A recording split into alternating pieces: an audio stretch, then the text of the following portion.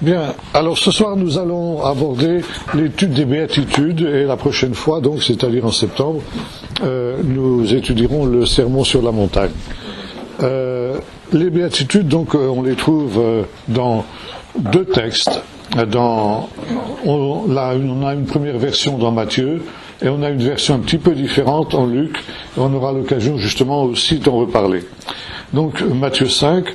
Voyant la foule, Jésus monta sur la montagne, je crois qu'on en a déjà parlé, la montagne, une montagne qui n'est pas, identifiée géographiquement, mais qui est la montagne semblable à la montagne sur laquelle Moïse a donné la Torah. Donc, et Jésus ici, nouveau Moïse, donne sa Torah, selon ce qui est annoncé dans le chapitre 18 du livre du Deutéronome.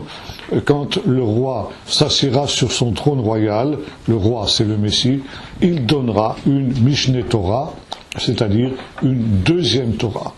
Et cette Torah, donc, il la répandra aux nations. Donc, Jésus monta sur la montagne, il s'assit, et ses disciples s'approchèrent de lui. Puis il ouvrit la bouche et se mit à les enseigner. Heureux les pauvres en esprit, car le royaume des cieux est à eux. Heureux ceux qui pleurent, car ils seront consolés. Heureux ceux qui sont doux, car ils hériteront la terre. Heureux ceux qui ont faim et soif de justice, car ils seront rassasiés. Heureux les miséricordieux, car ils obtiendront miséricorde. Heureux ceux qui ont le cœur pur, car ils verront Dieu. Heureux ceux qui, on verra tout à l'heure, ceux qui procurent la paix, car ils seront appelés fils de Dieu. Heureux ceux qui sont persécutés à cause de la justice, car le royaume des cieux est à eux. Heureux serez-vous lorsqu'on vous insultera, qu'on vous persécutera, qu'on répandra faussement sur vous toutes sortes de mal à cause de moi. Réjouissez-vous et soyez dans l'allégresse, parce que votre récompense sera grande dans les cieux, car c'est ainsi qu'on a persécuté les prophètes qui ont été avant vous. En Israël, j'ai une amie qui est guide. C'est une juive non pratiquante au demeurant, qui a une certaine foi, mais disons, bon. Et cette personne me disait qu'il lui arrive de conduire sur cette montagne des béatitudes, que l'on donne comme étant la montagne dont il est question ici, des groupes de juifs. Et elle me disait qu'elle a l'habitude, devant ces groupes de juifs, de lire les béatitudes. Et à la fin de cette lecture, elle demande à son groupe: de quel sage d'Israël pensez-vous que sont ces paroles? Alors, il y a toutes sortes de réponses qui viennent, de Rabbi Akiva, de Rambam, etc. Et quand elle dit que ça vient de Jésus de Nazareth, ces gens-là sont très étonnés. Mais voyez-vous, on est tellement ici, dans un contexte juif, que finalement, d'autres sages d'Israël auraient pu aussi être dans cette perspective-là. Mais ici, on est exactement dans ce qui est la caractéristique de l'enseignement de Jésus. L'enseignement de Jésus est un enseignement paradoxal. Ça, c'est sa caractéristique essentielle. Cela, il ne le doit finalement ni à la tradition juive, ni encore moins, bien sûr, à la tradition chrétienne. Mais il la doit justement aux prophètes. Et les prophètes, quand ils parlent des choses dernières, ont une perspective que les spécialistes appellent l'inversion prophétique.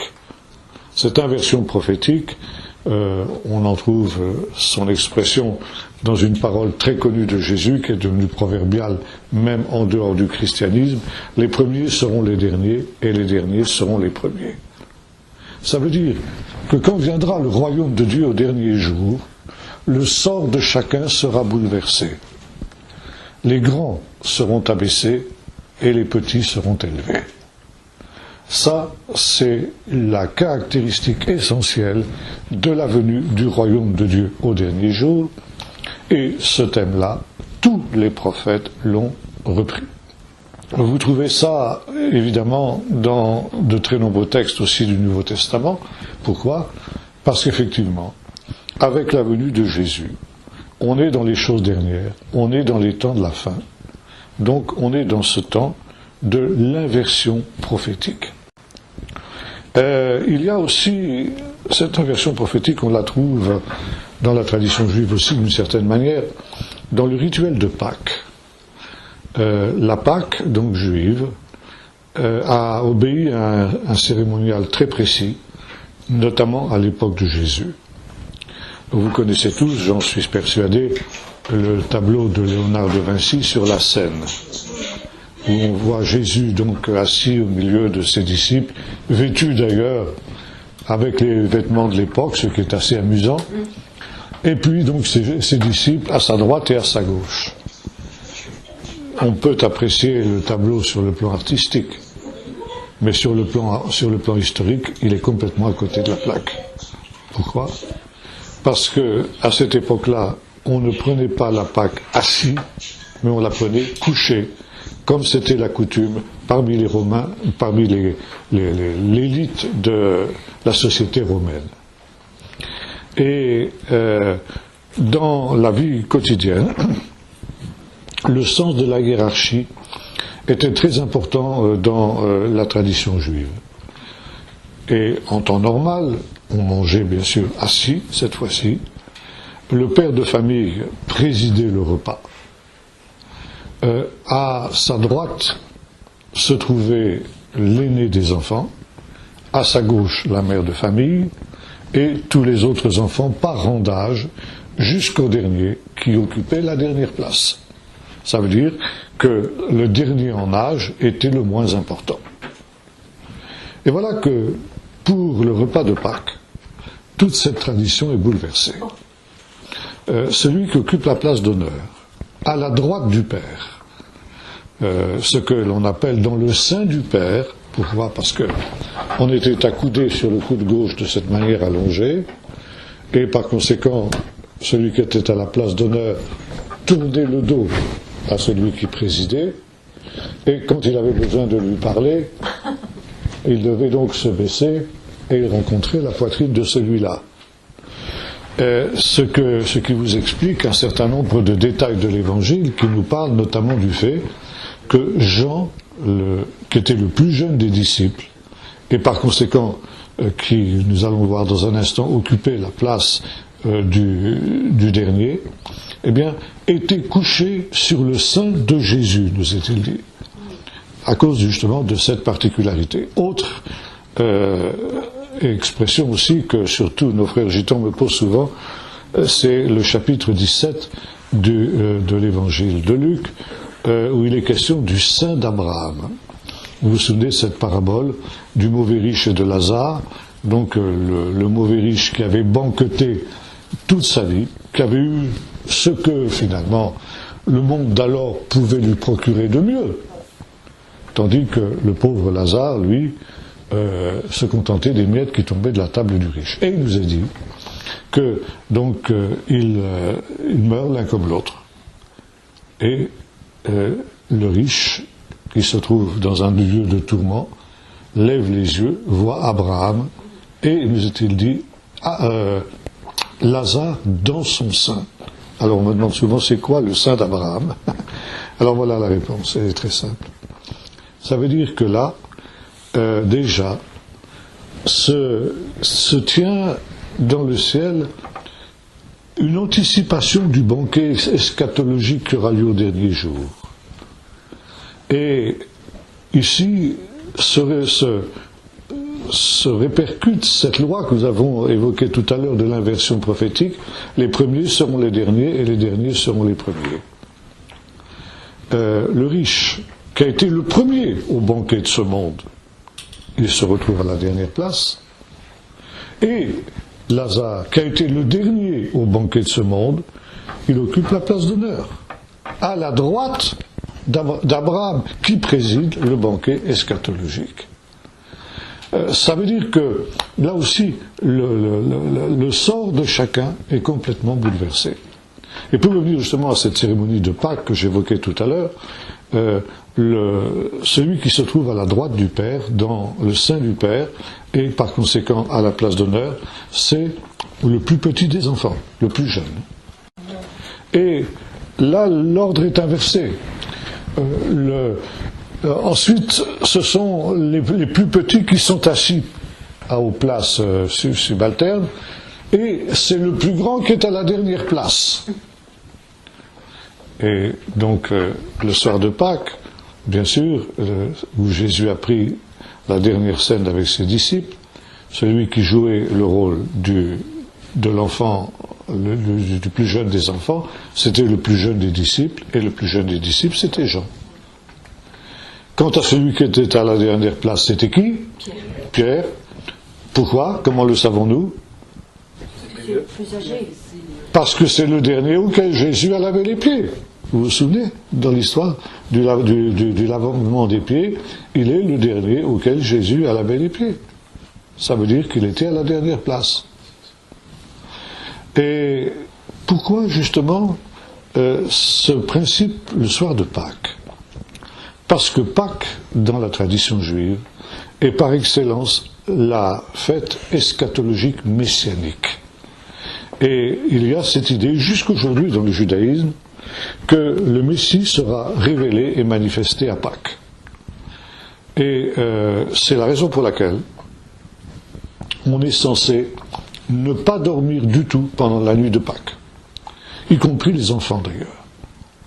Et la cérémonie terminée, très longue cérémonie qui dure 3 heures d'affilée avec le repas compris, on va faire des petits jeux pour les enfants. On va leur raconter des histoires dans le but de les empêcher de s'endormir au cas où cette nuit, ce serait la nuit de la venue du Messie. Il ne faut pas rater ce rendez-vous. Et ce qui sera la marque, comme nous l'avons vu tout à l'heure, de la venue du Messie, c'est justement ce bouleversement du sort de chacun. Et la cérémonie de Pâques, telle qu'elle existait à l'époque de Jésus, et telle qu'elle existe encore de nos jours, est justement l'anticipation de ce qui se passera dans ce dernier jour, où les premiers seront les derniers et les derniers seront les premiers. Bien, nous avons ça aussi dans le fameux cantique de Marie, ce qu'on appelle le Magnificat. C'est intéressant de ce cantique parce que Marie donc est saisie par l'esprit de prophétie et elle va parler comme les prophètes et elle va employer notamment un temps que l'on appelle le parfait prophétique, c'est-à-dire qu'elle parle au passé de choses qui sont encore à venir. Ça, c'est typique justement des prophètes. Pourquoi les prophètes parlent-ils ainsi au passé des choses à venir ? Eh bien, parce que, pour Dieu, les choses, le temps n'existe pas. Et les choses futures, les choses qu'il a annoncées, sont tellement certaines que finalement c'est comme si elles existaient déjà. Et vous avez cette parole de Paul qui correspond aussi à ça. Dieu appelle les choses qui ne sont pas comme si elles étaient. Donc Marie ici parle de choses futures qui vont être manifestées par son Fils, mais elle en parle comme une réalité déjà présente. Il a dispersé ce qu'il y avait dans le cœur des pensées orgueilleuses. Et on verra que ça, c'est justement un des thèmes essentiels des béatitudes. Il a renversé les puissants de leur trône. Il a renvoyé les riches à vide. Et il a élevé les humbles, et il s'est souvenu d'Israël, son serviteur.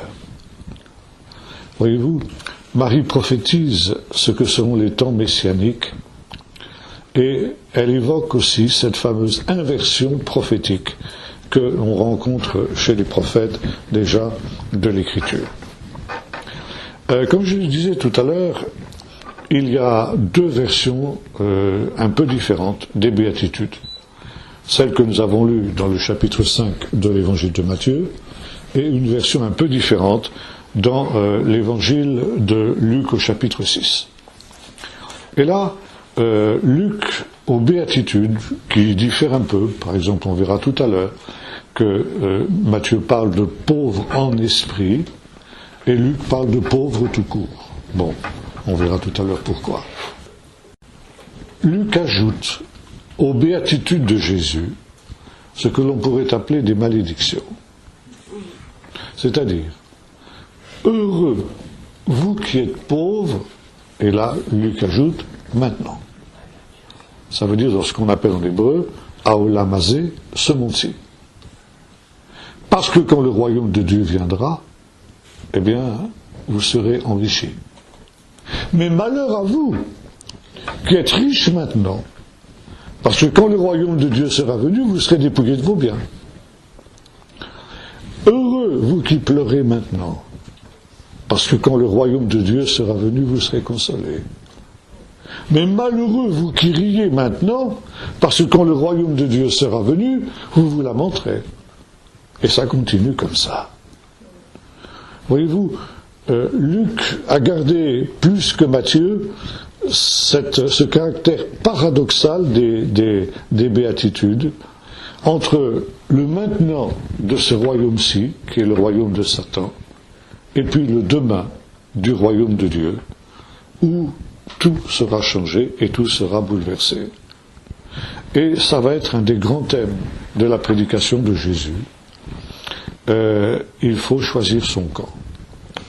Ou bien alors, on veut être les premiers dans ce monde, et à ce moment-là, eh bien on sera les derniers dans le royaume de Dieu. Ou on accepte d'être les derniers dans ce monde, et à ce moment-là, eh bien on a une bonne chance d'être les premiers dans le royaume de Dieu. On ne peut pas avoir les deux pour Jésus. C'est un choix. On ne peut pas avoir le bonheur dans ce monde et le bonheur dans l'au-delà. Et il y a d'ailleurs une parole rabbinique qui correspond aussi à cela. On prête à Dieu cette parole. Mes enfants, non contents d'avoir la promesse du bonheur éternel, voudraient aussi être heureux dans ce monde. Et finalement, c'est impossible. Là, il y a un choix qui doit être fait. On trouve ça aussi dans le chapitre 23 de l'évangile de Luc, quand le soir de Pâques précisément, il éclate au sein des disciples une querelle pour savoir lequel d'entre eux est le plus grand. C'est pas la seule fois où il y a ce débat chez les disciples. Ils avaient encore vraiment besoin de se sanctifier. Et donc Jésus va leur dire ceci: les grands les tyrannisent, les rois des nations les tyrannisent, et les grands se font appeler bienfaiteurs. Mais qu'il n'en soit pas ainsi au milieu de vous. Que le premier soit comme le dernier, le grand soit comme le petit, et celui qui gouverne comme celui qui sert. Et il dit, finalement, c'est ce que j'ai été au milieu de vous. Moi, le Seigneur est le Maître, vous m'appelez Seigneur et Maître, et vous le faites bien, parce que je le suis. Mais en fait, c'est moi qui ai été comme un serviteur au milieu de vous. Et vous, mes disciples, leur dit Jésus, vous êtes de ceux qui persévéreraient avec moi dans mes épreuves. Et si vous persévérez avec moi dans mes épreuves, au jour du renouvellement de toutes choses, ça se dit en hébreu tikkun olam, eh bien, vous serez assis sur 12 trônes pour juger, ça veut dire pour gouverner les 12 tribus d'Israël. Ça veut dire que là aussi, il y a cette inversion. Si les disciples acceptent le chemin de renoncement, le chemin d'humiliation, le chemin de rejet qui a été celui de Jésus, eh bien, quand le Seigneur sera revenu au dernier jour, ils occuperont la première place. Et c'est intéressant de remarquer que cette promesse que Jésus fait à ces 12, eh bien, dans le livre de l'Apocalypse, c'est étendu à ce que l'auteur appelle les vainqueurs. Et c'est le cas notamment dans l'avant-dernière lettre, la lettre à l'église de Philadelphie, où il dit « Parce que tu as peu de puissance, mais que tu n'as pas renié mon nom, donc j'ai placé devant toi une porte ouverte, et au vainqueur, celui qui vaincra, eh bien, s'assiera avec moi sur mon trône, comme moi j'ai vaincu et je me suis assis avec moi sur le trône. » vous serez assis sur 12 trônes, dit Jésus aux disciples, et il étend cette promesse à tous ceux qui auront accepté justement d'avoir peu de puissance humaine, comme l'église de Philadelphie, mais d'être restés fidèles dans les épreuves, persévérer dans les épreuves, pour avoir part justement à la gloire éternelle. C'est exactement le thème des béatitudes. Maintenant, les béatitudes, évidemment, elles ont ceci de très particulier, c'est qu'elles ne sont pas toujours très faciles à comprendre et pas toujours très faciles à traduire. On a déjà vu que l'original de Matthieu était un original hébreu, que ces paroles ont été prononcées et ensuite recueillies en hébreu, et que ceux qui les ont traduits en grec les ont traduites littéralement, pour ne pas trahir en quoi que ce soit les paroles de Jésus. Mais parfois, en grec, comme en français ou en anglais ou dans toutes nos langues, eh bien, c'est quelque chose qui peut être un peu obscur. Et notamment, justement, la première des béatitudes, dont on a déjà parlé, heureux les pauvres en esprit. Comme l'avons dit tout à l'heure, Luc omet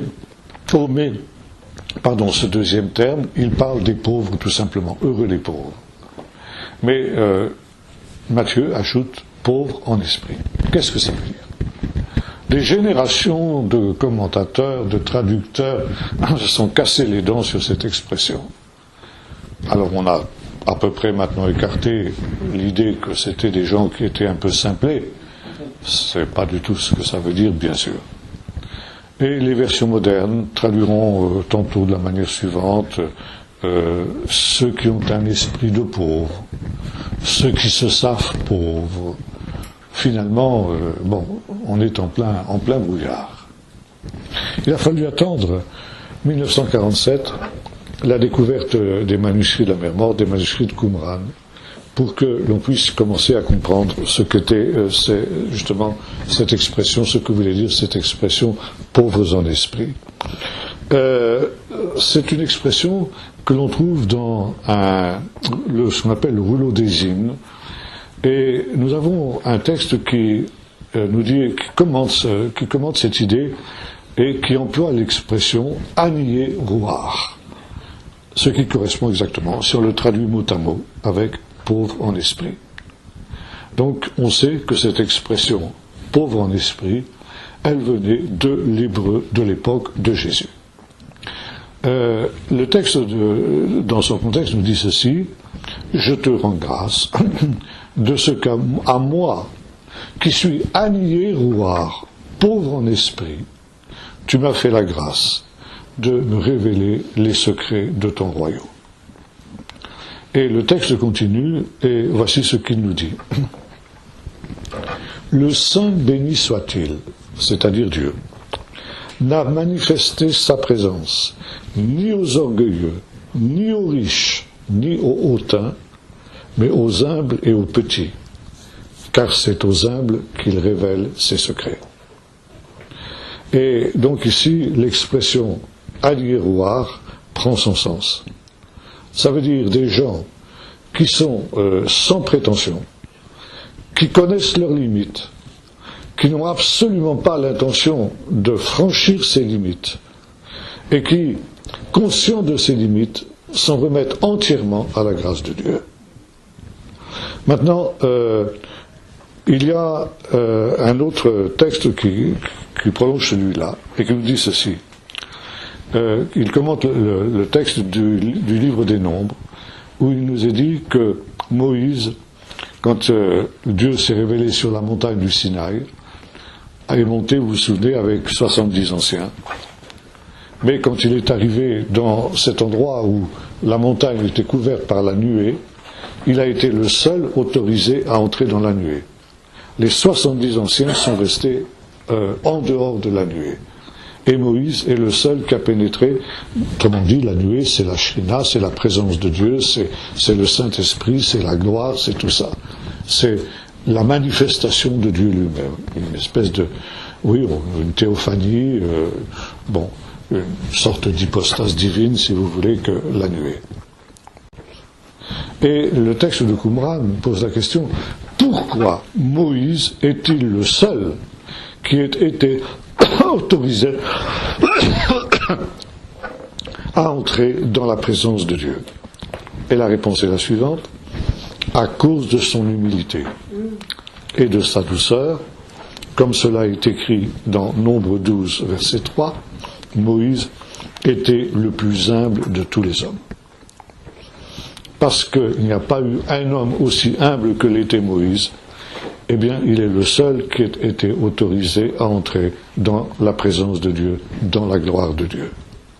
Et le texte continue et dit ceci: les humbles font en sorte que la présence de Dieu habite au milieu des hommes. Ça veut dire que si, dans un monde qui est marqué justement par la soif de pouvoir, l'orgueil, être comme Dieu, et c'est plus vrai que ça ne l'a jamais été à aucune autre époque de l'histoire aujourd'hui, Dieu néanmoins est présent. Il l'est justement à cause des humbles, parce que c'est avec les humbles que la présence de Dieu, le Saint-Esprit, habite. Encore une fois, ni avec les orgueilleux, ni avec les hautains. Et donc ici, on retrouve toujours à Qumran le même thème, ce même thème que celui des béatitudes, parce que nous sommes ici dans le même contexte culturel. Et les gens de Qumran, les Esséniens vraisemblablement, avaient aussi renoncé à toutes les richesses humaines, à toute la gloire humaine. Ils avaient choisi un chemin de renoncement et d'humilité, précisément pour pouvoir posséder le royaume de Dieu, qui était considéré comme quelque chose d'imminent, qui allait être manifesté dans les temps qui venaient. Et donc, on trouve ici des échos dans les textes de Qumran de la première et de la troisième des béatitudes. La première béatitude, j'en ai parlé tout à l'heure, donc les pauvres en esprit, c'est-à-dire ceux qui n'ont pas cette prétention, qui sont comme Moïse, des humbles qui font habiter la présence de Dieu sur la terre. La troisième béatitude emploie un mot un peu différent, le mot anavim. Ça veut dire là véritablement les humbles. Mais ça peut aussi vouloir dire les pauvres d'ailleurs, les pauvres et les humbles. Les pauvres ont tendance à être humbles. Ils n'ont aucune raison de se glorifier de quoi que ce soit. Et c'est aussi une des raisons pour lesquelles Jésus prônait, je ne dis pas la mendicité, mais une forme de pauvreté. Parce que finalement, celui qui est riche a tendance à s'enorgueillir et à mettre sa confiance dans les richesses. Jésus n'est pas contre la richesse en soi, mais il est contre le fait que la richesse risque de corrompre justement l'esprit de l'homme, et il emploiera cette fameuse parole que nous connaissons bien: vous ne pouvez pas servir Dieu et la richesse, le mammon. Donc il y a là aussi un choix qui doit être fait. Et donc ici, nous retrouvons à Qumran aussi cette même idée que les agnairoirs et les anavim sont finalement des gens qui sont proches dans leur relation avec Dieu. Et il est question du messager de paix. Il en est question dans le chapitre 52 du livre du prophète Ésaïe, qu'ils sont beaux sur les montagnes, les pieds du messager de paix, de celui qui annonce la paix, qui annonce le salut et qui dit à Sion, ton Dieu règne pour toujours. Et nous avons vu que ça, c'est effectivement le texte fondamental de l'Évangile.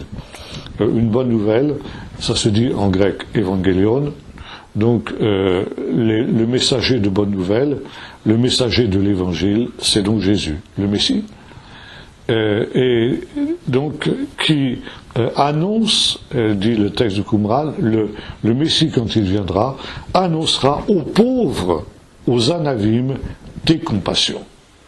Donc il y a ici une relation entre les deux choses. Et une autre expression aussi, interprète cette expression agnairoir, pauvres en esprit, c'est quelque chose qu'on trouve dans le chapitre 64 du livre du prophète Ésaïe, qui nous dit ceci: moi l'Éternel, j'habite dans les lieux élevés et dans la sainteté, mais je suis avec celui qui est Shafal Rouar. Alors on traduit par dont l'esprit est humilié ou affligé, etc. Bon, Shafaloal, ça veut dire aussi humble dans son esprit. Donc on retrouve un petit peu l'idée de pauvres en esprit. C'est vraisemblablement aussi la même traduction que celle que nous avons rencontrée. Et par conséquent, le salut est annoncé aux affligés de l'esprit. C'est à eux, en priorité, que cette bonne nouvelle de la venue du royaume, cette bonne nouvelle, c'est que on dit à Sion, ton Dieu règne pour toujours, et cette bonne nouvelle, c'est une nouvelle de paix, et c'est une nouvelle de salut. Donc, ton Dieu règne pour toujours, c'est la venue du royaume qui est annoncée en priorité à ces affligés de l'esprit. Et on retrouve ça aussi dans chapitre 66 d'Ésaïe, verset 2, il est venu pour annoncer aux affligés une joie éternelle. Par conséquent, ceux qui sont, ceux auxquels cette joie éternelle est promise, ce sont les humbles d'esprit et aussi ceux qui ont le cœur contrit. Et on touche aussi là avec l'idée de ceux qui pleurent. On en parlera tout à l'heure. Il y a un autre texte aussi intéressant que Jésus a prononcé quand il était dans la synagogue de Nazareth. Il a lu donc le chapitre 61 d'Ésaïe. C'était la lecture de la semaine, ce qu'on appelle en hébreu la Haftara. Et ce texte disait ceci: « L'Esprit de l'Éternel est sur moi, car l'Éternel m'a oint pour annoncer une bonne nouvelle aux anavim, aux pauvres ou encore aux humbles. » Les deux traductions sont à ce moment-là possibles. Et on retrouvera ça aussi dans ce que l'on appelle l'hymne de jubilation, où il nous est dit que le Seigneur se réjouit quand les disciples reviennent de la mission dans laquelle ils ont été envoyés, en disant les démons même nous sont soumis, et Jésus dit: je te loue, Seigneur du ciel et de la terre, de ce que tu as caché ces choses aux sages et aux intelligents, et tu les as révélées aux petits. Donc ici on est toujours dans cette perspective paradoxale de l'évangile que Jésus ici annonce. Et donc l'Esprit du Seigneur est sur moi, car littéralement, comme le traduit Chouraki, l'Éternel m'a messié, il m'a donné l'onction justement pour annoncer cette bonne nouvelle aux pauvres. Et il est donc pour ces gens-là l'instrument de la rédemption de Dieu. Maintenant, nous retrouvons aussi une expression un peu semblable chez Luc. Et ça, justement, en relation avec le Saint-Esprit. L'évangile de Luc est de tous les évangiles celui qui est le plus charismatique, celui qui met le plus l'accent sur le Saint-Esprit. Je crois qu'on a déjà eu l'occasion de dire ensemble qu'il y avait cette idée dans le judaïsme que lors du retour de l'exil, et disons le ministère du dernier des prophètes, Malachi, le Saint-Esprit avait été retiré d'Israël. Et ce faisant, le ciel était fermé, il n'y avait plus de miracles, il n'y avait plus de prophètes, il n'y avait plus de possibilité de connaître la volonté de Dieu, si ce n'est qu'en sondant la Torah, qui permettrait de trouver des solutions à tous les problèmes nouveaux qui surgiraient alors. D'où le sage qui succède au prophète. Mais il y avait l'idée que lorsque le temps viendrait de la venue du royaume de Dieu et de la venue du Messie, avant la venue du Messie, le Saint-Esprit serait à nouveau répandu sur la terre. Et on citait notamment le texte d'Ésaïe: « Oh, si tu déchirais les cieux et si tu descendais ». Et c'est exactement ce qui se passe, bien sûr, avec le baptême de Jésus dans le Jourdain, par Jean-Baptiste. Il dit: « Le ciel s'ouvre et le Saint-Esprit descend sur lui », ça veut dire c'est le retour de l'Esprit. Mais ce retour de l'Esprit avait aussi été précédé par l'apparition du prophète eschatologique, la voix prophétique qui s'était tue surgit à nouveau en la personne de Jean-Baptiste. Et dès le début de l'évangile de Luc, nous trouvons justement cette présence du Saint-Esprit. d'abord en la personne de Gabriel, l'ange qui va annoncer à Zacharie qu'il va devenir père de ce prophète eschatologique qui va renouer avec la lignée des grands prophètes qui s'étaient interrompus avec Malachie. Or, Gabriel, en hébreu, c'est un nom très intéressant. C'est la contraction de deux mots hébreux, Gevurat El. Gevurat El, ça signifie littéralement la puissance de Dieu. Et la puissance de Dieu, c'est quoi? C'est le Saint-Esprit. Vous vous souvenez que dans le chapitre 1 du livre des Actes, Jésus dit ceci à ses disciples, vous recevrez de la puissance le Saint-Esprit et vous serez mes témoins. Ce qui veut dire que Gabriel, un des anges les plus élevés en gloire et en dignité, a une fonction particulière, il est associé au ministère du Saint-Esprit. Et par conséquent, que ce soit lui qui annonce à Jean-Baptiste, à Zacharie la naissance du prophète eschatologique, c'est une manière de nous dire, eh bien, c'est le temps où à nouveau le Saint-Esprit apparaît en Israël. Et tout l'évangile de l'enfance de Luc, les 2 premiers chapitres, sont marqués justement par ces manifestations prophétiques. On retrouve ça aussi bien sûr avec l'annonciation faite à Marie. Donc là aussi, en tant que prophète, on peut dire d'une certaine manière, Gabriel se comporte comme un prophète. Il annonce à Marie ce qui va se passer et que finalement cet enfant qui naîtra d'elle s'assiera sur le trône de David son père et régnera sur la maison d'Israël à perpétuité. Donc là, déjà aussi, on a une autre manifestation charismatique. Et puis, bien sûr, au moment, quand Marie donc reçoit cette promesse, elle se rend chez Élisabeth, et les deux femmes, et l'enfant qui est dans le sein d'Élisabeth, laquelle est à son 6e mois, eh bien, sont remplis du Saint-Esprit.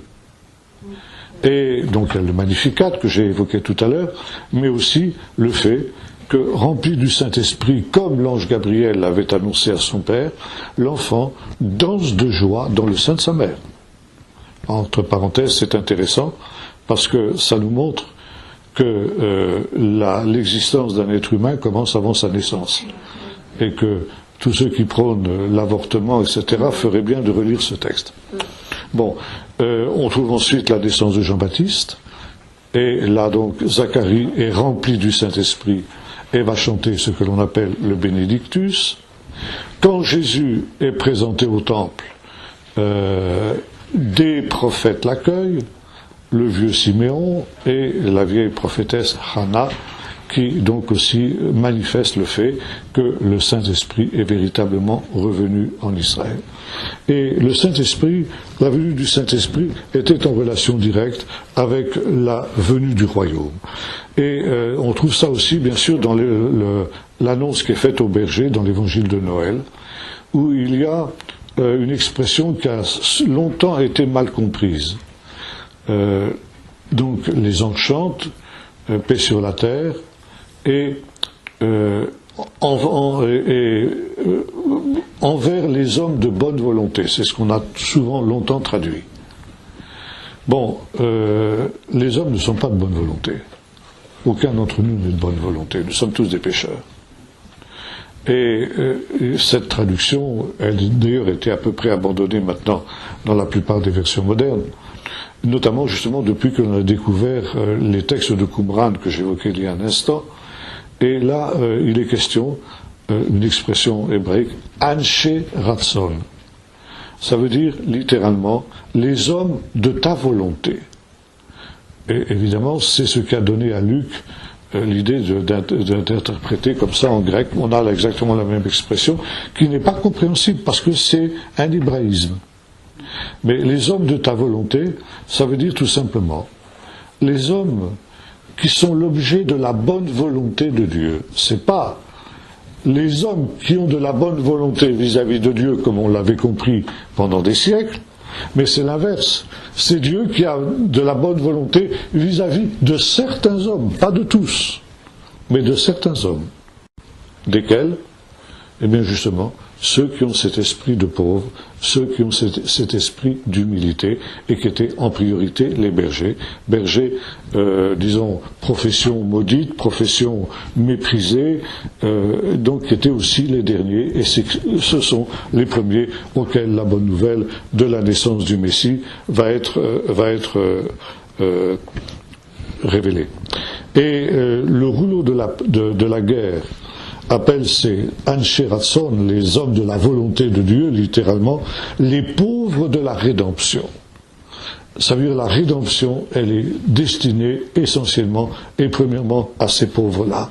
Et notamment, sur un plan pratique, le rouleau de la guerre fait ordre aux responsables de la communauté de prendre soin particulièrement des petits et des faibles qui sont à l'intérieur de la communauté et qui sont considérés alors comme des chercheurs de Dieu. Et il ajoute ceci, ceux dont l'esprit est humble doivent répondre avec humilité à ceux dont le cœur est hautain. Et ça, c'est quelque chose aussi qui est parfaitement dans la lignée de l'Évangile. Bon, voilà, si vous voulez, ici, la première des béatitudes. Deuxième béatitude, heureux ceux qui pleurent ou les affligés, car ils seront consolés. Alors ça aussi, c'est une notion qui est très importante dans le judaïsme. Nous avons évoqué tout à l'heure la personne de la vieille prophétesse Hannah, qui a, avec Siméon, accueilli Jésus au moment de sa présentation au temple. Et il nous est dit, aussi de Siméon, c'est de Siméon, qu'il est dit ceci, il y avait donc à Jérusalem cet homme âgé, il nous est dit, il attendait la consolation d'Israël et l'Esprit Saint était sur lui. Consolation d'Israël, c'est une expression qui est tiré d'un texte d'Ésaïe, Ésaïe 40. Un texte qui va être repris d'ailleurs par les évangélistes, notamment les synoptiques, et par lesquels commence l'Évangile. Et notamment, c'est un texte que vous connaissez bien, « Consolez, consolez mon peuple, dit votre Dieu, parlez au cœur de Jérusalem, criez-lui que son iniquité est finie, que son péché est expié, qu'elle a reçu de la main de l'Éternel le double de tous ses péchés. » Une voix crie, et préparez les chemins du Seigneur, aplanissez ses sentiers. Et ce texte va être attribué par les évangélistes à Jean-Baptiste, qui crie dans le désert, effectivement, de préparer les sentiers du Seigneur. Et c'est en relation justement avec cette idée d'une consolation. Le livre d'Ésaïe a quelque chose de très particulier, c'est qu'il a deux parties vraiment très différentes. Les 39 premiers chapitres, qui sont, bon, il y a de tout. Mais à partir du chapitre 40, de cette fameuse expression « Consolez, consolez mon peuple », le ton change à 100%. Et il n'y aura plus de menaces, il n'y aura plus que des promesses de restauration, de rassemblement et par conséquent de consolation. Et c'est la raison pour laquelle dans la tradition juive, on a appelé cette deuxième partie du livre d'Ésaïe le livret des consolations d'Israël. Et ce sont des textes qu'on lit particulièrement après, disons, l'anniversaire de la destruction du temple.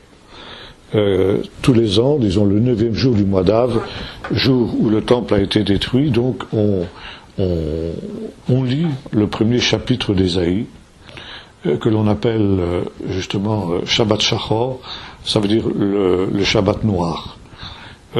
Parce qu'il commence de cette manière-là, donc le bœuf connaît la crèche de son maître et l'âne aussi, mais mon peuple ne connaît rien, et l'annonce des malédictions, des châtiments qui vont s'abattre sur Jérusalem, et notamment justement la destruction du temple. Et le Shabbat qui suit cet anniversaire de la destruction du temple, jusqu'à au Nouvel An, c'est-à-dire à peu près pendant 7 semaines, on va lire le livret des consolations d'Israël. Et ce livret des consolations d'Israël il avait donné naissance à l'époque de Jésus à une catégorie très particulière de juifs que l'on appelait les endeuillés de Sion. Et là, ça, on rejoint aussi le texte que Jésus a lu dans la synagogue de Nazareth au chapitre 4 de l'évangile de Luc. L'Esprit du Seigneur est sur moi, il m'a oint pour annoncer une bonne nouvelle aux malheureux, pour donner aux endeuillés de Sion une huile de joie au lieu d'un vêtement abattu. Donc, ici, cette idée qu'il y avait à l'époque, et vraisemblablement Simeon était un de ceux-là, il y avait des gens qu'on appelait les endeuillés de Sion. Simon et Anne en étaient, qui passaient leur temps à se tenir devant Dieu pour demander au Seigneur que vienne la consolation d'Israël, que vienne ce temps qui avait été annoncé par les prophètes, et notamment par le prophète Ésaïe, qui se traduirait par le rétablissement de Jérusalem et la reconstruction du temple, et bien sûr la venue du Messie. Et un des noms du Messie dans la tradition juive jusqu'à nos jours, c'est Menachem. Menachem qui signifie le consolateur. Jésus appliquera ce texte aussi au Saint-Esprit, donc le consolateur qui viendra au temps de la fin, mais disons que c'est en relation justement avec cette idée d'une consolation. Et les endeuillés dont il est question ici, ceux qui pleurent, c'est pas... Bon, on peut l'étendre aussi, disons, tous ceux qui sont dans la tristesse, bien sûr. Mais disons, plus spécifiquement, c'est ceux qui se lamentent justement sur le sort de Sion. Et on trouve ça aussi dans ce qu'on appelle les lamentations de Jérémie, etc. Donc, toute une attitude, mais qui annonce que quand viendra le temps messianique, eh bien, ce deuil sera changé en allégresse. Et par conséquent, ce sera le résultat d'une intervention du Saint-Esprit qui sera le consolateur. Troisième béatitude, les anavim, les humbles, posséderont la terre.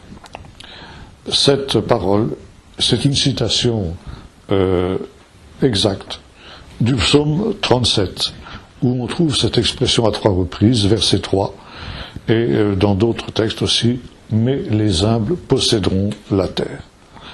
Et un jour, donc, il en sera ainsi, les humbles, ceux qui sont rejetés, ceux qui sont méprisés, ceux qui, en quelque sorte, n'ont pas voix au chapitre, eh bien, seront des gens qui entreront dans une autre dimension, une autre perspective.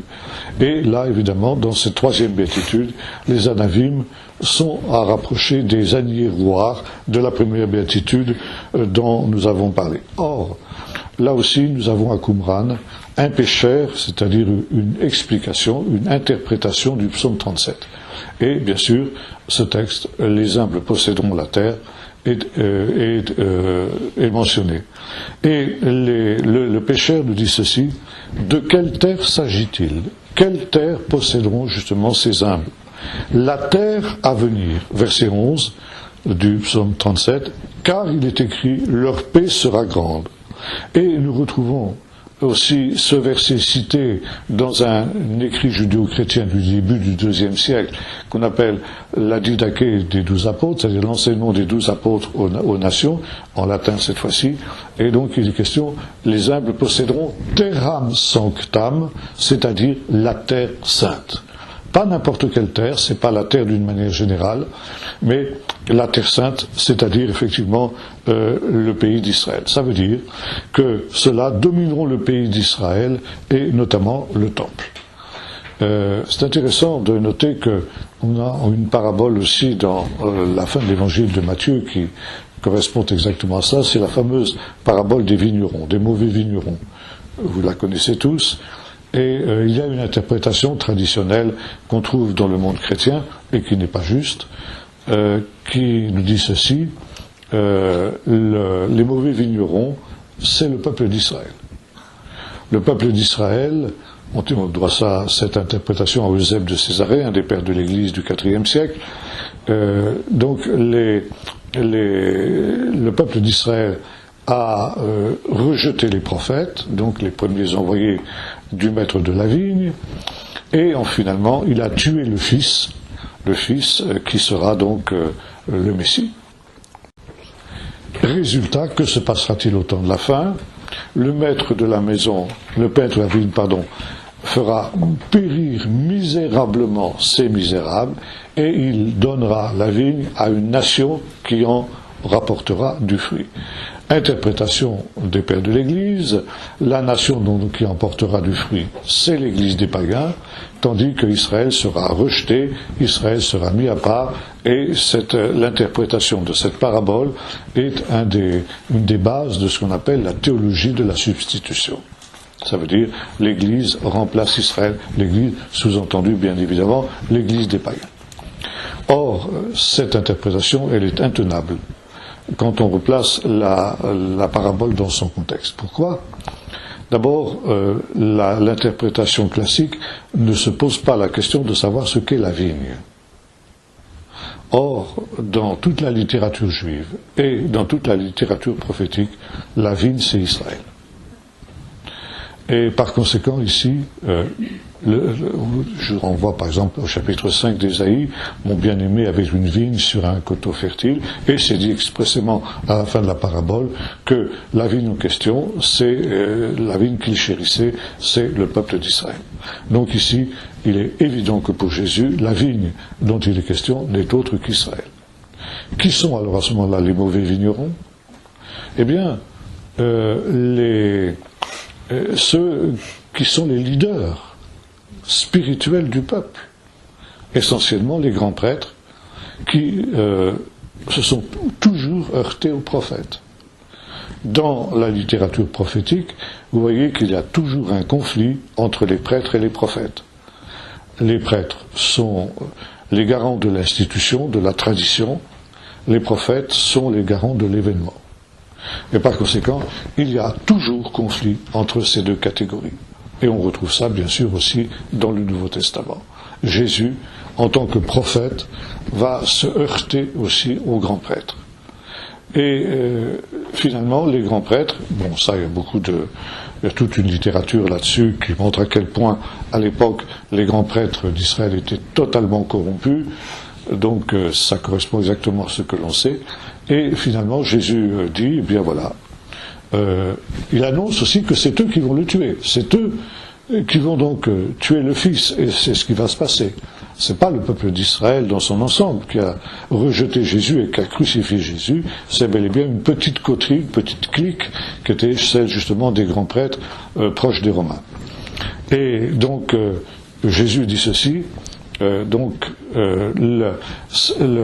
royaume, c'est-à-dire la domination, vous sera enlevé, cette domination que vous aviez sur le peuple vous sera enlevée, et donnée à une ethnie.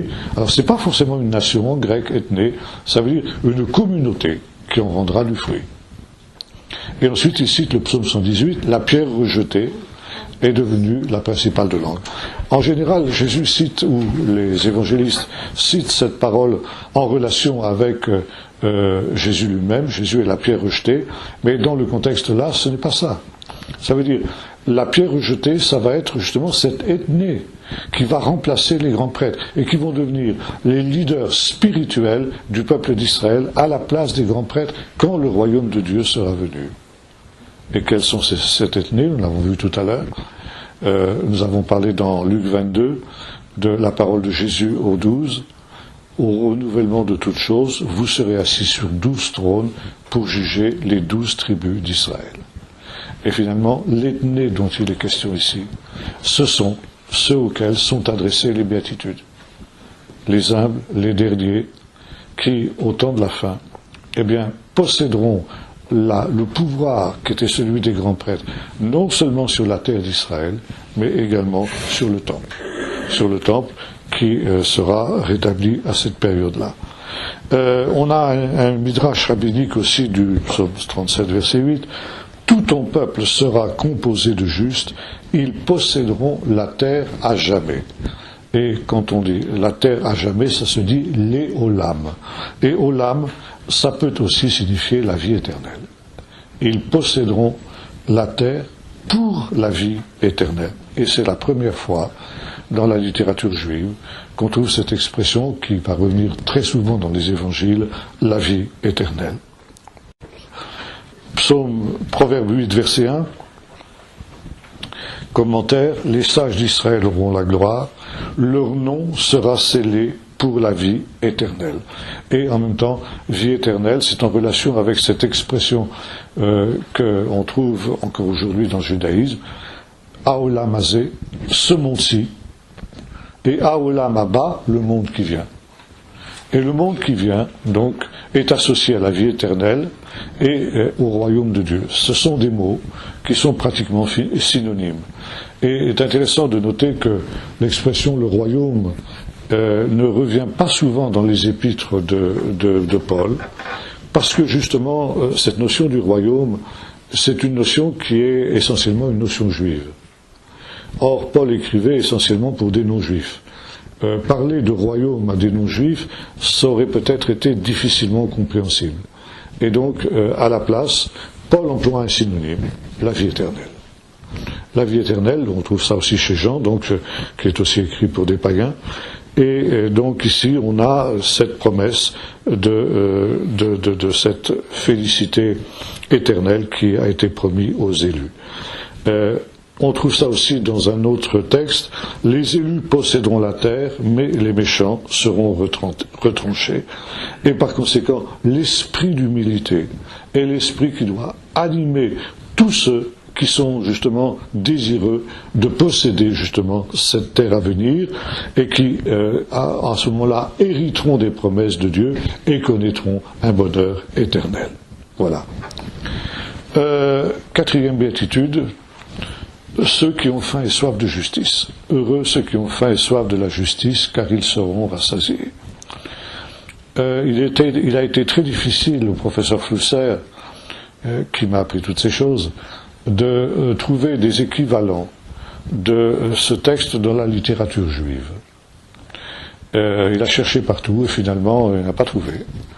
De sorte qu'il était arrivé à la conclusion que ça venait d'une source extérieure, éventuellement d'une main extérieure.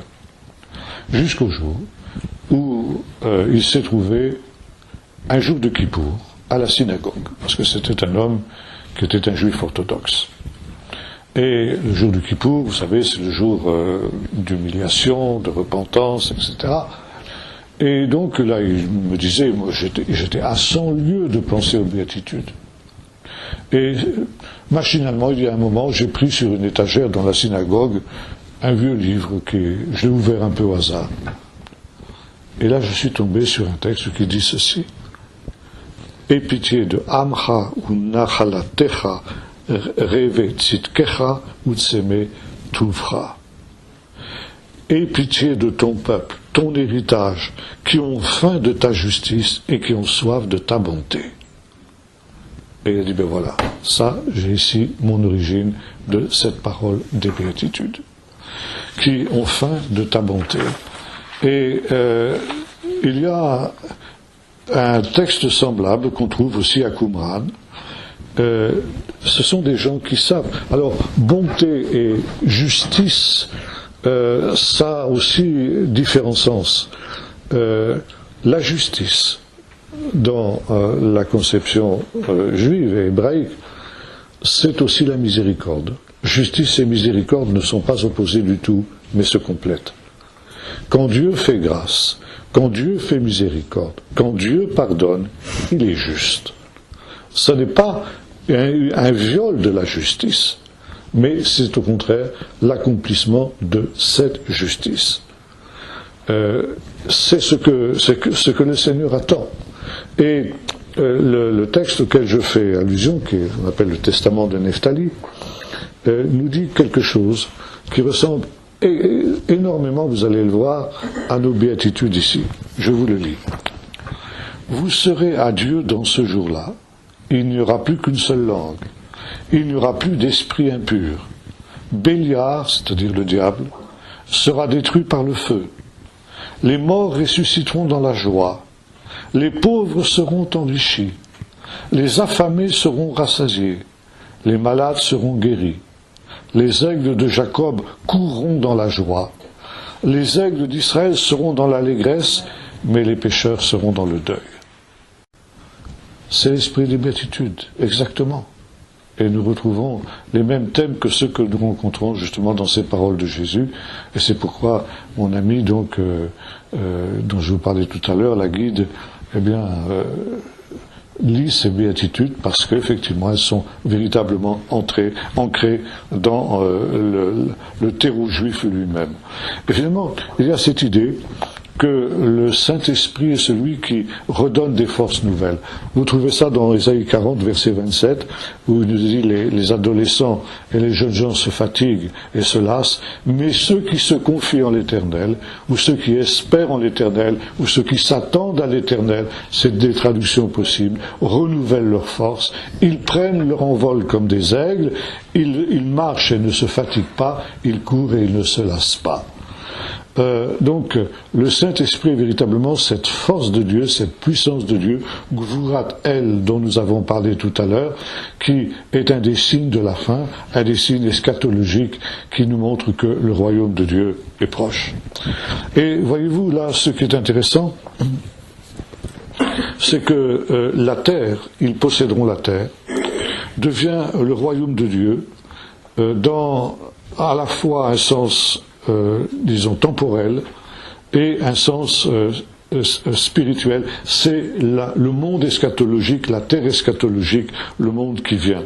Et on a un autre texte qui nous dit ceci: ils posséderont Mérom Israël, c'est-à-dire la haute montagne d'Israël, c'est-à-dire cette montagne sur laquelle, au temps de la fin, selon Ésaïe 2, sera reconstruit le temple, quand il nous est dit qu'au temps de la fin, la montagne du temple de l'Éternel s'élèvera au-dessus de toutes les montagnes et toutes les nations y afflueront. Et c'est la raison pour laquelle Jésus est ce messager de bonne nouvelle qui est envoyé par le Saint-Esprit pour proclamer cette bonne nouvelle aux humbles, aux pauvres, aux affligés, etc., à ceux auxquels est destiné cet héritage de la haute montagne d'Israël et qui seront les premiers au temps de la venue du royaume, ceux auxquels le royaume, le pouvoir sera donné, qui n'auront eu aucun pouvoir dans ce monde, mais dans le monde qui vient, ils auront tous les pouvoirs. Autre béatitude, donc, heureux les cœurs purs, car ils verront Dieu. Ça, c'est un texte qu'on trouve dans le chapitre 24 au livre des psaumes, verset 4, et dans le psaume 73, verset 1. Dieu est bon pour Israël, pour ceux qui ont le cœur pur. Et l'idée d'une pureté du cœur est quelque chose d'essentiel, en particulier en relation avec les pèlerinages qui étaient prescrits en ce qui concernait le peuple d'Israël. Et finalement, quand on montait à Jérusalem, pour les pèlerinages, les 3 pèlerinages de Pâques, Pentecôte et Sukkot, on montait pour voir Dieu, pour voir la face de Dieu. Alors c'est paradoxal, parce que logiquement personne ne peut voir la face de Dieu et vivre. Et pourtant, vous avez ça notamment dans la fameuse bénédiction des prêtres, au chapitre 6 du livre des Nombres, que le Seigneur te bénisse et te garde. Que le Seigneur tourne sa face vers toi, qu'il te soit favorable, que le Seigneur fasse briller sur toi la lumière de sa face et qu'il te donne sa paix. Donc, tourner, on vient devant la face de Dieu. Et comme cela est dit aussi au psaume 37, que nous évoquions tout à l'heure, verset 19, dans cette dimension, dans cette perspective-là, eh bien, tous les besoins de l'homme sont comblés. Ce qui est intéressant aussi, c'est de noter que on vient à Jérusalem, on monte à la montagne de Dieu, comme le dit le psaume 24, qui montera à la montagne de Dieu, qui séjournera dans son saint temple, celui qui a des mains innocentes et celui qui a le cœur pur. Le cœur purifié de toute mauvaise pensée, le cœur purifié de tout mauvais sentiment, et on aura l'occasion de revoir ça quand nous étudierons le sermon sur la montagne, à abandonner la colère, abandonner la rancœur, la jalousie, pardonner, ne pas avoir de mauvais sentiments, être généreux, etc. Tout ça, c'est ce qui implique justement la pureté du cœur, tel que Jésus va le développer aussi dans la suite, dans le sermon sur la montagne. Et ce qui est aussi remarquable ici, c'est qu'il y a 2 mots dans le psaume 24. Mi yagur be'ar kodsho. Lagour, c'est un verbe en hébreu qui signifie littéralement, qui vient de la racine guerre, qui signifie un étranger. Lagour, c'est habiter comme un étranger. Alors, on peut venir à la montagne de Dieu et habiter dans la présence de Dieu, mais comme un étranger. On n'est pas chez soi, et on est là pour un temps seulement. Et ensuite, mi yishkon be'ar kodshecha. Qui yishkon? L'ishkon, c'est au contraire demeurer, être chez soi.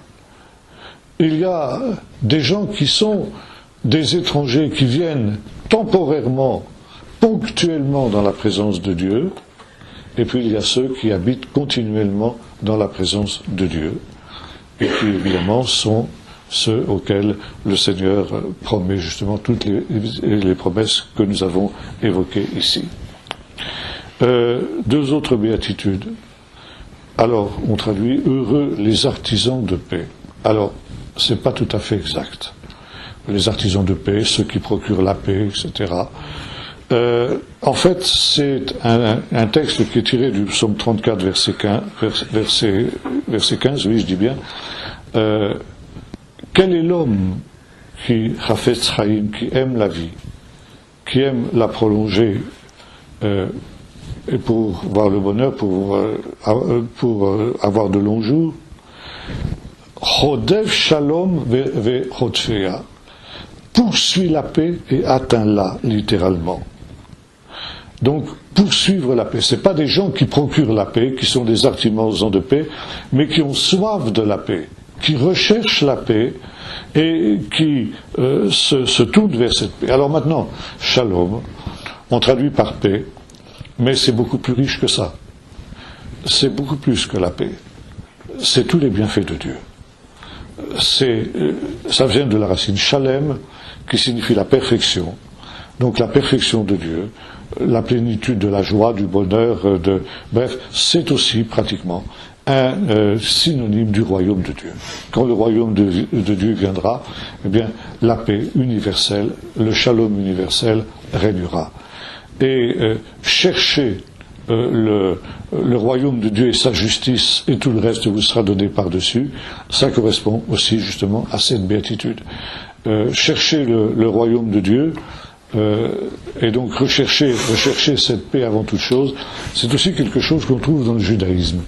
Et il y a une parole rabbinique qui nous dit ceci: lorsqu'un homme meurt et qu'il se présente devant Dieu, la première chose qu'il lui est demandée est celle-ci: est-ce que tu as recherché la venue du Messie, le royaume de Dieu? Et ça correspond exactement à ce texte du psaume 34, verset 15, donc Rodef Shalom, poursuit la paix et atteint-la. Et là, il y a un jeu de mots ensuite dans l'autre béatitude. Heureux ceux qui sont alors persécutés pour la justice, car le royaume des cieux est à eux. Alors, si vous retraduisez en hébreu, donc Rodfe Shalom, ceux qui recherchent la paix. Et ensuite, Nirdefet Tzedek, c'est le même verbe, mais au passif. Donc, ceux qui recherchent la paix doivent s'attendre à être poursuivis. Poursuis la paix, Rodef Shalom, poursuis la paix, mais si tu poursuis la paix, sache bien que tu seras toi-même poursuivi par des méchants qui chercheront à te persécuter. Donc un jeu de mots qui est intraduisible en français et même en grec, mais que vous retrouvez justement quand vous retraduisez ce texte en hébreu. Ça veut dire que ce sont des gens qui sont angoissés, persécutés de la justice, et non pas pour la justice, mais persécutés de la justice. Ça veut dire angoissés, qui sont exposés au mépris, à la pauvreté, mais un jour tout sera renversé, comme indique effectivement le temps du verbe hébreu. Donc voyez-vous, finalement c'est un peu les mêmes pensées que celles que nous avons évoquées. Rodfe Shalom, ceux qui recherchent la paix, ceux qui recherchent le royaume de Dieu, et qui, parce qu'ils recherchent le royaume de Dieu, sont prêts à renoncer à tout le reste, parce que pour eux, c'est le trésor le plus inestimable qui soit. et ça vous renvoie à deux paraboles de Jésus, la parabole du trésor et la parabole de la perle. Donc, dans la joie qui est la sienne, celui qui a trouvé le trésor, il vend tout ce qu'il a et il achète le champ. Donc c'est insensé sur un plan humain, mais lui, il sait ce que les autres ne savent pas, à savoir qu'il y a un trésor caché dans le champ. Et finalement, cette dernière béatitude, elle est une promesse faite par Jésus aux persécutés. Un jour, la justice de Dieu triomphera. Même si pour le moment il faut l'attendre, un jour, Dieu rendra à chacun selon ses œuvres. Et par conséquent, ceux qui recherchent cette justice dans la vie quotidienne finiront par l'atteindre. Alors là, nous trouvons devant tout un vaste ensemble, voyez-vous, très riche, qui résume en quelque sorte tout l'évangile de Jésus et tout l'évangile de Matthieu tel que nous le retrouvons par la suite. Tout l'enseignement de Jésus est déjà potentiellement contenu dans justement les béatitudes que nous avons lues. Et encore une fois, tourne autour de cette notion paradoxale. Le royaume de Dieu, eh bien, il est réservé aux humbles, aux petits, aux derniers, parce que c'est ce que le Seigneur a voulu. Tu as caché ces choses aux sages et aux intelligents, mais tu les révèles aux humbles, tu les révèles aux petits, tu les révèles aux enfants. Alors, finalement, le message de Jésus est simple. Là, encore une fois, il faut choisir son camp. Ou bien alors, on appartient à ce monde avec ce qu'il offre. Et on essaye de profiter au maximum de ce qu'il offre. Ou bien, on accepte de renoncer à toutes ces choses à cause du royaume de Dieu. Et par conséquent, de devenir les derniers dans ce monde, pour devenir les premiers dans le royaume de Dieu. Et donc ici avoir ces sentiments d'humilité, de douceur, de petitesse, et en même temps, la présence, nous l'avons vu, de ces gens-là est importante, parce que c'est eux qui, justement, font régner la présence de Dieu au milieu des hommes. Et je termine par une autre notion qu'on a dans le judaïsme, qu'on appelle lamed vav. C'est l'idée que Dieu conserve le monde malgré ses excès, malgré ses horreurs, malgré tout ce qui s'y passe, à cause de 36 justes. Et il y a à chaque génération 36 justes. Et il suffit d'un nombre de 36 justes pour que la présence de Dieu habite au milieu des hommes. Et ces 36 justes, qui finalement sont l'incarnation de tous ces humbles, ces pauvres en esprit que nous avons évoqués, font en sorte que, à cause d'eux, Dieu continue à conserver le monde et à se manifester, à se révéler. Alors 36, c'est un nombre évidemment arbitraire, vous comprenez bien, c'est pas à prendre au sens propre du terme, mais ça veut dire que, quoi qu'il en soit, un petit nombre de gens, à partir du moment où ils vivent véritablement les béatitudes, eh bien, sont les garants de la bénédiction de Dieu pour ce monde. Et font en sorte que cette bénédiction de Dieu n'est pas simplement quelque chose qui repose sur eux-mêmes, mais qui est aussi répandue sur ceux qui les entourent, et même au-delà de ce qu'ils pensent, de ce qu'ils imaginent sur le monde entier.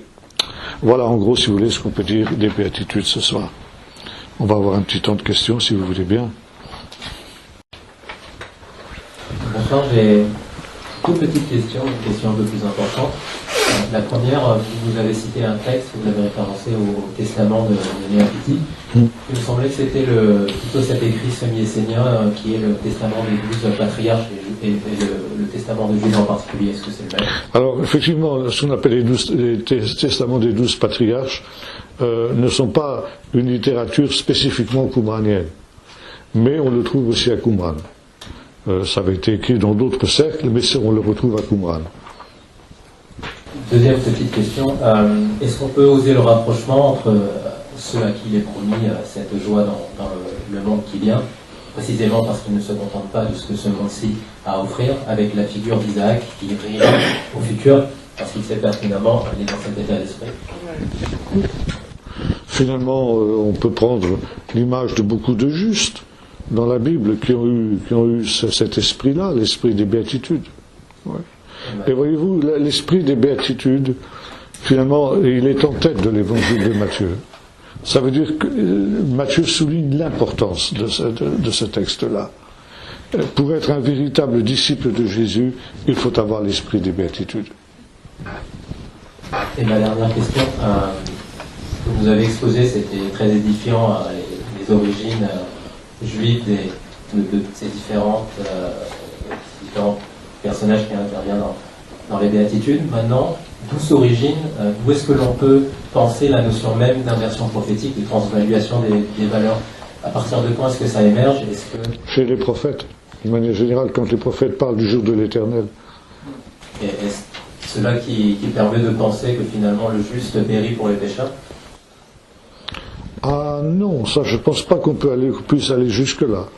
Non, le juste, une des caractéristiques du juste dans ce monde-ci, c'est justement que il est finalement, il est persécuté, il est malheureux parce que il s'oppose au train de ce monde, il s'oppose à Satan, il s'oppose à Béliard.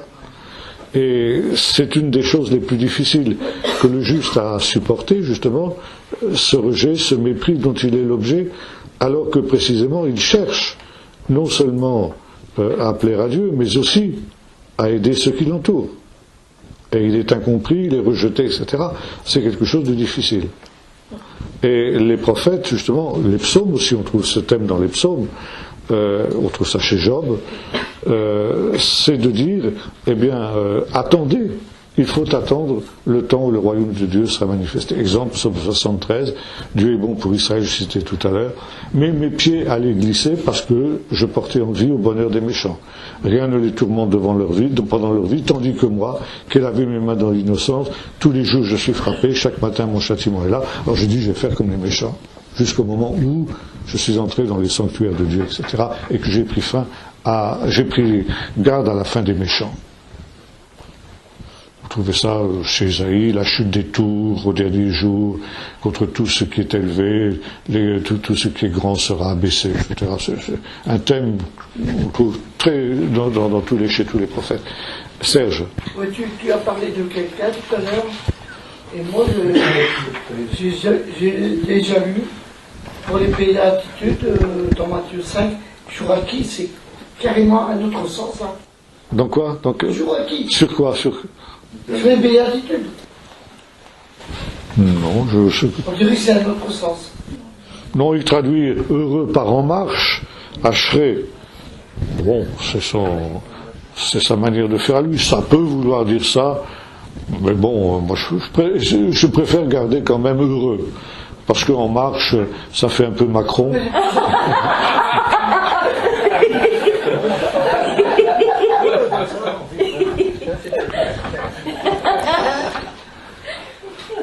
Bonsoir. Bonsoir, oui. J'ai une question par rapport à Siméon. Oui. J'ai une question 2. La première des questions, c'est que si on prend le texte, c'est un court texte qui parle de Siméon, oui. Mais il y a beaucoup en tiré dedans, à mon oui. sens. On nous dit qu'il attendait la consolation d'Israël et l'Esprit du Seigneur était sur lui. Oui. Est-ce que, premièrement, on peut dire que la condition pour avoir l'Esprit du Seigneur, c'est d'attendre la consolation, d'être dans cette attitude d'attente? Bien sûr. Ok. Et deuxième question,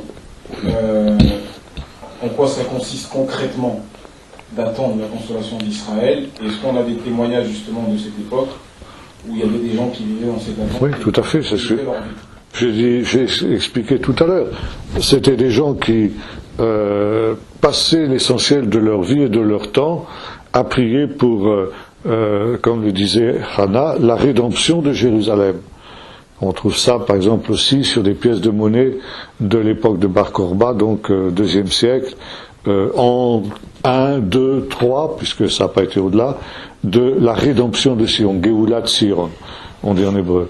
Et donc, c'est des gens qui priaient, qui intercédaient je dirais presque jour et nuit, pour que Dieu rétablisse Jérusalem et lui rende sa grandeur, et en même temps donc accomplisse les prophéties à son égard, de faire en sorte qu'elle soit la lumière de toute la terre. On peut dire qu'aujourd'hui ça manque. Ah ben aujourd'hui cette prière est en cours d'accomplissement, c'est sûr. C'est ce que me disait d'ailleurs un rabbin.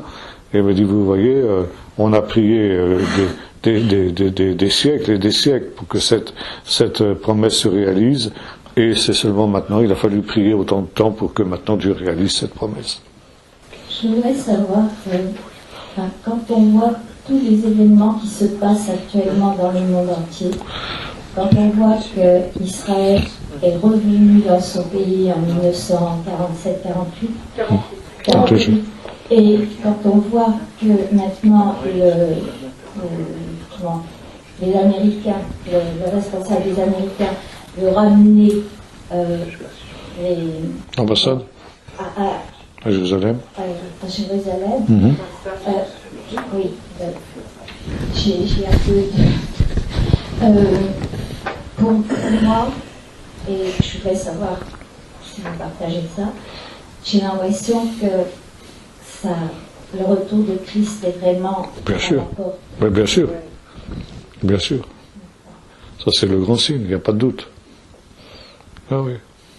Et est-ce qu'on peut avoir une évaluation du temps? Ah non.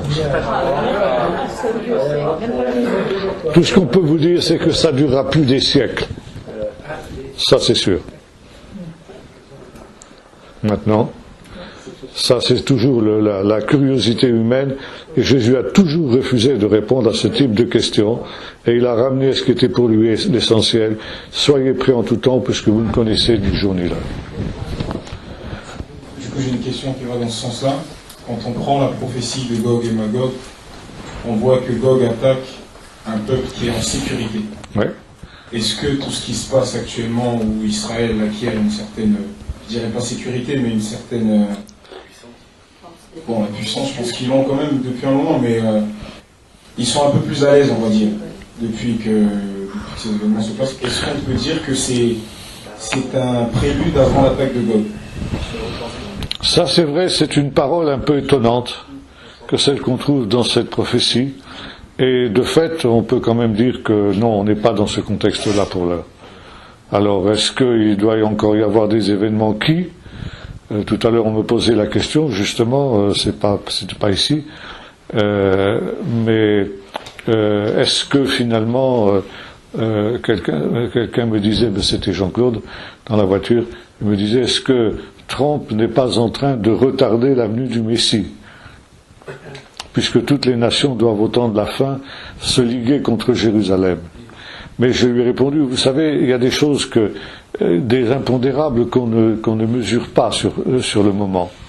Mais est-ce que justement, pour qu'on se trouve dans cette situation que tu évoques, il ne faut pas que l'Iran soit neutralisé, justement. Parce que le danger existentiel, il n'y a plus de danger existentiel pour Israël aujourd'hui, si ce n'est de la part de l'Iran.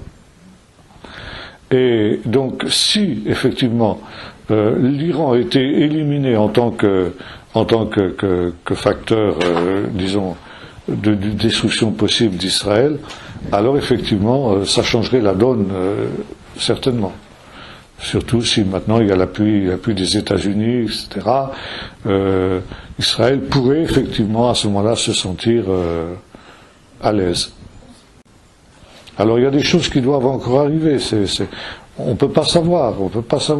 Et c'est pour ça que finalement, il est extrêmement hasardeux, à mon sens, d'essayer de faire des pronostics, même en se basant sur des prophéties, parce que les prophéties qui touchent aux choses dernières, elles sont toujours obscures, et c'est voulu de Dieu, justement parce que notre tentation, qui est justement de faire des chartes, des calendriers eschatologiques, premièrement, deuxièmement, troisièmement, etc. Dieu ne veut pas ça. Encore une fois, Dieu veut que nous soyons prêts en tout temps, parce que finalement, les événements viendront d'une manière qui nous dérouteront toujours, qui seront une surprise, comme ça a été le cas pour les 10 vierges. aussi bien les sages que les folles. Elles ont toutes été surprises, même les sages. La différence, c'est que les unes étaient prêtes, les autres ne l'étaient pas, c'est tout. Et quand on lit, par exemple, des épîtres comme les épîtres aux Thessaloniciens, les 2 épîtres aux Thessaloniciens, elles semblent contradictoires. Dans la première, il est écrit « Quand les hommes diront paix et sûreté, une ruine soudaine fondra sur eux ». Donc là aussi, on retrouve un petit peu le contexte de la guerre de Gog, la paix, etc. Et la deuxième nous dit l'inverse. Il faut d'abord qu'il y ait l'apostasie avec l'impie, avec des troubles, etc., des miracles mensongers. C'est contradictoire, mais c'est voulu. Parce que justement, nous n'avons pas à sonder ces choses-là. Le Seigneur les laisse dans l'ombre. C'est quand elles s'accomplissent qu'on peut dire « Ah, c'était écrit, donc c'était comme ça ». Mais ça ne s'accomplit pas forcément de la manière que l'on imagine. Regardez par exemple les prophéties sur la venue de Jésus, la première venue de Jésus. Comme l'avait dit le prophète, qui a reconnu le bras de l'Éternel dans ces choses-là. Or, Jésus n'est pas venu comme le peuple juif l'attendait, donc automatiquement jusqu'à aujourd'hui, il est passé à côté de la chose. Bon, aujourd'hui c'est la même chose, pour le monde chrétien cette fois-ci. La résurrection d'Israël ne s'accomplit pas comme on l'avait pensé, parce qu'on pensait qu'il fallait d'abord que, avant qu'Israël soit rassemblé dans son pays, il se tourne vers Jésus, et c'est pas le cas. Alors on dit l'État d'Israël n'est pas l'accomplissement des prophéties, parce qu'on a nos schémas, parce qu'on a nos clichés, et il faut que ça s'accomplisse comme nous l'avons pensé. Et finalement, ce qui a été l'erreur du peuple d'Israël il y a 2000 ans, donc qui a reconnu le bras de l'Éternel dans ce qui s'est produit, nous sommes en train de le reproduire aujourd'hui dans le christianisme moderne vis-à-vis de l'État d'Israël. On ne reconnaît pas le bras de l'Éternel dans ce qui se passe, parce que on a nos clichés, on a nos visions, etc. Ça doit être comme ci, ça doit être comme ça. Israël ne devrait pas persécuter les Palestiniens, et ci et ça, etc. Donc on a toutes sortes d'objections qui fait que l'on passe à côté. Et finalement, ce sera exactement ce que l'histoire des vierges folles qui se réveilleront, puis ce sera trop tard. Ils seront complètement pris par surprise. Aux questions qui viennent d'être posées, je vous invite au Centre chrétien de Gagnères, lundi 20 août au dimanche 26 août avec Jean-Marc Taubois. Sommes-nous à la veille de l'apparition de l'Antichrist? Ah oui. Merci, c'est Oui, pour en revenir aux béatitudes, tu as dit qu'il y avait un petit groupe de justes, donc en 36, quoi. Ouais. Est-ce que ces justes sont dans le peuple élu, ou est-ce que c'est dans... En principe, oui, c'est donc, ce ne sont pas des chrétiens, ce sont des juifs. Ben oui, parce que les juifs ne reconnaissent pas les chrétiens comme des élus de Dieu, quoi. Et les chrétiens sont justifiés par le sang de Jésus. Ben oui. Et donc ça correspond au petit reste du peuple élu. Oui, mais c'est pas, disons, juste dans le sens de justification. Encore une fois, c'est dans le sens des béatitudes.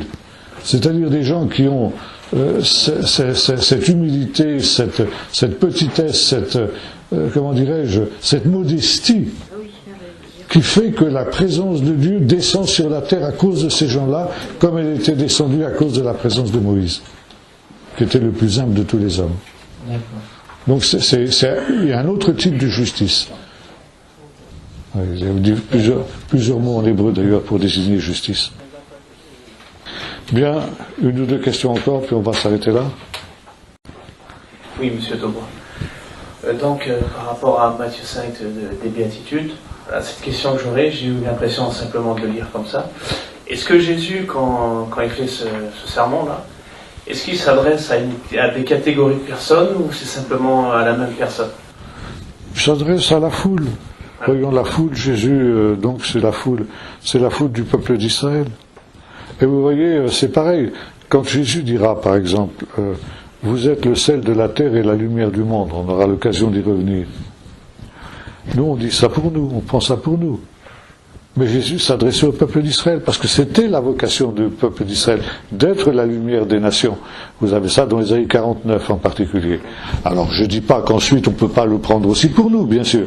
Mais disons qu'il faut rendre à César ce qui appartient à César, et se dire qu'avant que ce soit nous, c'est le peuple d'Israël qui a cette vocation-là. D'accord, merci. Dernière question, oui, le frère là-bas. J'ai bien aimé vraiment la réponse donnée de commencer la lecture effectivement du message de Christ parce qu'il s'adresse d'abord à des Juifs. Il s'adresse d'abord aux Juifs. Oui, bien sûr. À Israël, mais que effectivement s'adressant aux Juifs, aux disciples, à ceux qui acceptent de le suivre, il s'adresse à ceux qui sont les descendants effectivement du message qui a été transmis. Alors, est-ce qu'il est bon de maintenir une lecture d'opposition, enfin, comme d'une opposition entre Israël et l'Église, lorsqu'on parle des convertis? C'est une question que... Eh oui, ça c'est malheureusement un des grands travers de l'Église depuis l'époque des pères, depuis en particulier Ignace d'Antioche, donc c'est toute la première génération des pères, au début du IIe siècle. On est un véritable chrétien dans la mesure où l'on a un certain anti-judaïsme théologique. Donc il faut absolument, comment dirais-je, minimiser la place et le rôle d'Israël pour glorifier celui de l'Église. Et moi, c'est une chose que l'on m'a reproché. Souvent on dit, mais en insistant comme tu le fais sur l'importance d'Israël, tu minimises le rôle de l'Église. Pas du tout, au contraire, je le glorifie, parce que finalement, les deux sont en symbiose. Et il y a continuité de l'une à l'autre. Et par exemple, quand on voit l'apôtre Paul, et les apôtres d'une manière générale, mais spécifiquement l'apôtre Paul, Paul, pour lui, son christianisme n'était pas une rupture avec le judaïsme, c'était l'accomplissement de son judaïsme. C'était le véritable judaïsme. Et Luc, par exemple, Luc dans ses écrits, c'est-à-dire dans l'Évangile et dans les Actes, une des thèses principales qu'il défend est la suivante. C'est de dire ceci, on voit ça par exemple dans le discours d'Étienne, les véritables gardiens de la Torah, c'est nous, les judéo-chrétiens. Et le peuple d'Israël, disons, dans sa majorité, donc ce qu'on appellerait aujourd'hui les juifs orthodoxes, n'ont pas véritablement gardé la Torah. Voyez-vous? Donc on est ici aux antipodes de ce qu'on considère en général dans nos églises, à savoir que la Torah est caduque, etc. Mais Paul dira aussi la même chose, il dit, est-ce que nous annulons la Torah par la foi? Au contraire, nous la confirmons. Ça veut dire la justification par la foi, et le Nouveau Testament en général, c'est le sens véritable de la Torah. Oui. Il n'est pas, non seulement ça n'est pas incompatible avec la Torah, mais c'est son sens véritable. Oui, oui. Et au contraire, lorsque Paul dira ceci, ils ont du zèle, mais sans intelligence. Ils recherchent la Torah, mais ils n'en comprennent pas le sens. Elle est fermée pour eux. Et par conséquent, au contraire, c'est dans le Seigneur que les choses sont ouvertes. Et enfin, dernier point, on reprend justement l'histoire de Siméon, qui dit ceci, donc, lumière pour éclairer les nations, Jésus sera la lumière pour et gloire d'Israël son peuple. Ça veut dire que Jésus est pour les nations la révélation et la manifestation de la gloire d'Israël. Et les nations doivent avoir justement cette vision-là.